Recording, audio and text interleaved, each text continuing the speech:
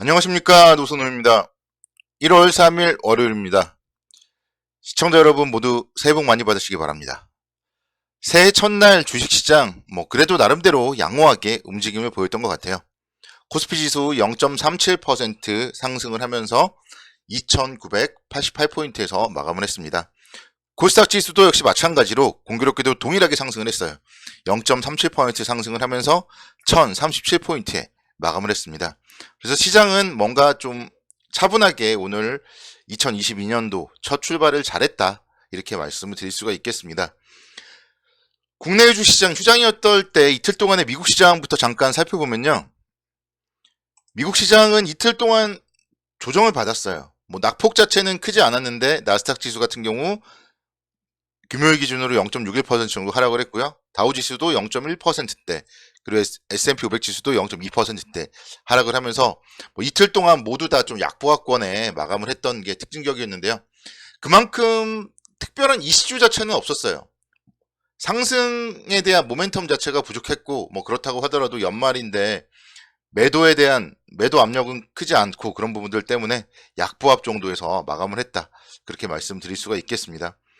국내 주시장은 오늘 코스피 같은 경우는 2998포인트 출발을 했다가 오전장에 3010포인트까지 상승폭을 확대하는 모습을 보이기도 했습니다.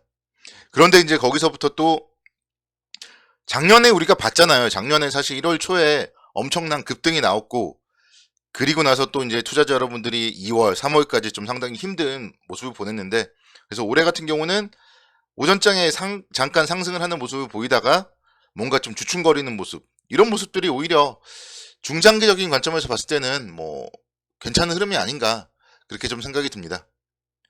헝다그룹에 대한 리스크가 또 부각이 됐어요. 그러면서 시장 자체가 좀 상승폭이 축소되는 그런 모습을 보였습니다.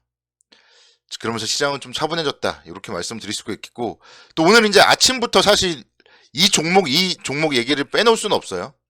오스템 임플란트가 1,800억 원의 횡령 소식으로 인해서 거래 정지가 되었습니다. 우리 투자자 여러분들 사실 오늘 정말 이 종목 가지고 계신 분들은 정말 마음이 졸이실 텐데요. 그리고 상장 폐지에 대한 그런 얘기들까지도 나오다 보니까 정말 어찌할 바를 모르시는 분들도 좀 있지 않을까 생각이 됩니다. 제가 이제 그런 분들께 좀 말씀을 드리고 싶은 부분은, 그래도 오스템 임플란트 기업 자체가 나쁜 기업은 아니기 때문에 상장 폐지나 이 정도까지는 가지 않을 것이다, 그런 의견들이 많고요. 또 정말 여러분들께 그래서 말씀드리고 싶은 건, 아무리 좋은 기업이라도 정말 어떤 이슈가, 우리가 모르는 악재가 갑작스럽게 튀어나올 수가 있습니다. 그래서 여러분들은 종목을 정말 10가지 이상 가져가야 돼요. 계란을 한 바구니에 담지 말라, 정말 예전에 1990년대 후반, 2000년대 초반에 나왔던 얘기인데, 그 얘기에서 조금 더 덧붙여서 정말 계란을 10바구니 이상 나눠 담자, 이렇게 말씀을 드릴게요. 만약에 종목을 10종목을 가져가면요, 한 종목에 문제가 생겨도 90%가 살아있기 때문에 10%만 손실인 거예요. 우리 주식 투자하면서 사실 10% 정도 손실은 비일비재하잖아요. 그렇기 때문에 리스크를 좀 줄이는 방법은 정말 보유 종목 수를 늘리는 것이다. 오늘은 또 그런 부분들이 생각이 나는 하루가 아니었나 생각이 돼요. 지금 오스템 임플란트 차트 나오고 있는데요, 이 차트상으로 보면은요, 가지고 있어야 되는 주식이거든요. 수급도 마찬가지예요. 기관의 수급도 엄청나게 살아있고, 차트도 12월 초에 21선 돌파한 이후에 계속 우상향하는 이런 모습들. 그러니까 이 종목은 정말 가지고 있어도 되는 기업인데 갑작스럽게 이렇게 정말 악재가 나온 거예요. 그래서 여러분들이 이제 생각을 할 거는, 주식은 그만큼 위험하다, 이거를 다시 한번 생각을 하시고 종목을 10종목 이상 가져가자, 이거를 좀 오늘 다시 한번 좀 깨달으셨으면 좋겠다, 이렇게 좀 말씀을 드리도록 하겠습니다. 지금 시장은요, 기로에 서 있습니다. 작년도 같은 경우에는 1월 초에 엄청나게 급등을 하면서 단기적으로는 살짝 버블이 만들어졌어요. 어떻게 보면 개인 투자자분들이 또 흥분하면서 매수를 했고, 동학개미, 그 중에서도 좀 늦은 개미들이 좀 막차를 타면서 시장의 단기적인 좀 고점을 만들었는데, 지금은 뭐 일단은 뭐 그런 분위기는 아니에요. 수급적으로 살펴보면은 외국인들이 오늘 2,600억 정도 순매수를 하면서 3거래일 만에 순매수로 전환을 했고요. 기관 투자자, 특히 금융 투자자들은 지금 순매도를 하고 있죠. 근데 12월 21일부터 배당을 받기 위한 순매수 물량, 제가 대략 계산을 해봤는데 한 1조 원 정도 빼고는 거의 다 팔았더라고요. 그래서 이제 그런 매도 속에서도 시장이 안정적인 움직임, 21선 근처, 거의 이평선이 지금 수렴된 모습이거든요. 그러면서 에너지를 지금 좀 모으고 있는 그런 구간이에요. 그래서 여기서 에너지를 모았다가 좀 1월 랠리 나오지 않을까 뭐 그런 기대감도 살짝 가져보는데, 또 그렇다고 하더라도 1월이 그렇게 만만치는 않을 것 같아요.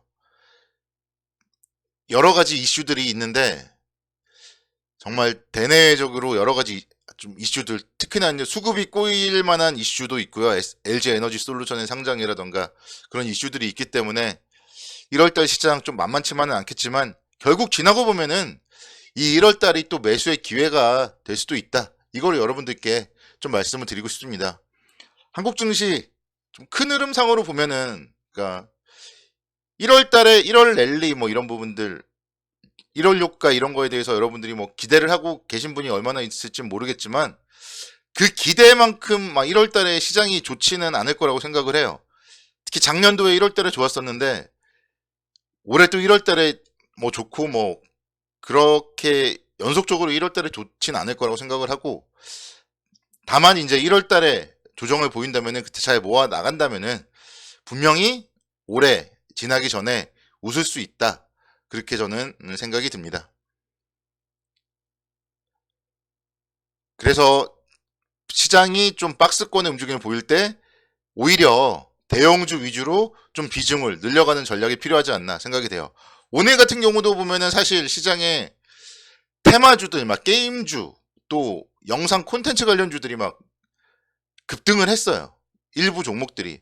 그러면서 이제 여러분들의 심리를 흔드는데, 그런 흔드는 심리에 여러분들이 쫓아가면은 여러분들은 또 물리게 돼 있습니다. 그래서 대형주들, 오늘 뭐 오스트임플란트 있지만 어쨌든 설마 삼성전자를 횡령할 수 있겠어요? 현대차, 기아차를 횡령할 수 있겠어요?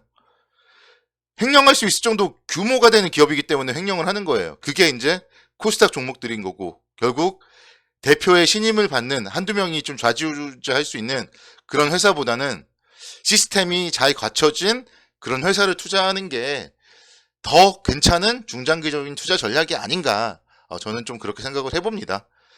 너무 큰 수익, 목표 수익률을 크게 잡으면은 당연히 그런 뭐 테마주 이런 쪽으로 해야 되겠지만, 정말 안정적인 수익률, 연 10에서 20% 정도 수익률을 원한다면은 대형주로도 충분하다. 저는 그렇게 말씀을 다시 한번 드리고 싶습니다. 삼성전자, LG전자 4분기 실적 발표가 이번 주 금요일 날 있을 예정이에요. 그래서 사실은 이런 4분기 실적 같은 경우는 보통은 좋지 못해요. 왜냐면은 4분기 실적은 통상적으로 일회성 비용이나 이런 거를 다 반영을 시켜서 안 좋은 거를 다 거기다 녹이고 가야 되거든요. 그렇기 때문에 기대감이 뭐 생각보다는 좀 크지 않다. 그렇게 말씀드릴 수가 있겠지만, 결국은 또 그렇게 이제 안 좋은 악재들을 또 주가에 반영시켜버리면은, 실적에 반영을 시켜버리면 또 2022년도에 대한 기대감은 충분히 살아있을 수 있다. 그렇게 말씀드릴 수 있겠습니다. LG전자 같은 경우 보시면요. 제가 지난번에 말씀드렸잖아요. LG전자는 이제 IT 관련 기업이 아니에요. 자동차 부품 관련 기업입니다. 전장 부품. 그래서 관련해서 조정을 보인다면은 뭐 충분히 관심 있게 좀 지켜보셔야 된다. 이렇게 말씀드릴 수가 있겠고, 삼성전자 뭐 다시 또 눌림목 주고 있죠. 8만원대 안착은 못하고 다시 눌림목을 주고 있는데 결국은 85,000원, 9만원, 뭐 올해 안에 10만원 갈 수 있다. 그런 생각을 갖는다면은 충분히 매력적이다. 이렇게 좀 말씀을 드릴 수가 있겠습니다. 오늘 보면 건설주, 현대건설의 움직임 상당히 눈에 띄었습니다. 3.8% 강세를 보이면서 46,000원대 움직임 기록을 했는데요. 연말까지도 수주를 하면서 도시정비 사업만 5조 원의 수주를 돌파했다, 이런 부분들이 좀 긍정적인 모습으로 작용을 했습니다. 그래서 건설주 쪽도 이제 올해 대선이 있기 때문에 관심 있게 좀 지켜봐야 된다. 다시 한번 말씀을 드리도록 하겠습니다. 내일 또 송학투자를 기원하겠습니다. 감사합니다.